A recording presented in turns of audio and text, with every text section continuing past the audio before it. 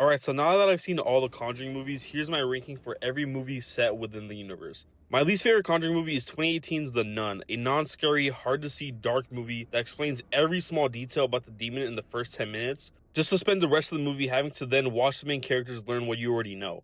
1.5 out of 10. In ninth place is 2019's The Curse of La Llorona. Absolutely no shock to anyone. As someone who loves folklore demons, cryptids, and myths, and is Hispanic, I felt no horror, I felt no suspense, I really didn't like any character, and come on, you're gonna take a Mexican folklore demon and set the film in LA? What are we doing?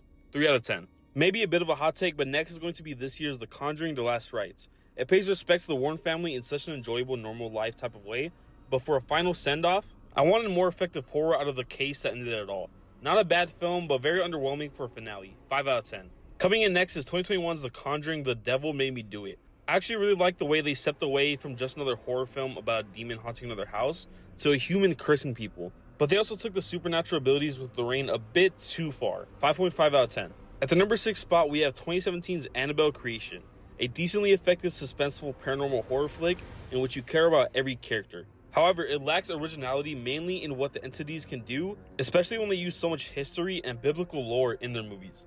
6 out of 10. Halfway there, I've got 2023's The Nun 2, a very ridiculous script with some pretty dumb characters and a lazily jump scare heavy movie. But I had a great time with it because the characters did make a memorable impression on me.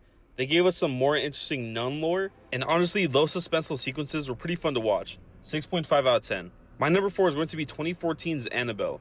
Most people consider this another usual haunted house movie, but I thought it was super refreshing to have characters that right away believe in demons, especially in a movie where the demon is very cruel. Though it lost me a bit because the goal of the demon was all over the place and the scares just didn't scare me personally. 6.5 out of 10. Another hot take, but earning the bronze in 2019's Annabelle Comes Home. Regardless of some very dumb decisions, I actually really liked all the characters and I was invested in Daniela's past. Plus, I had a really fun time seeing all the different types of demons and artifacts at work. It was like the Conjuring endgame. But at the same time, no one watching this movie was worried for these girls. Super low stakes movie. 6.5 out of 10. A nice jump to our number 2 spot is 2016's The Conjuring 2. I love the way this movie is so focused on the Warrens being a couple, showing how good of parents they are, and just showing overall how loving and human they really are. Plus, the way we dive deeper into the media side and how the Warrens are perceived is also a blast, though a bit of an underwhelming final act. 8.5 out of 10.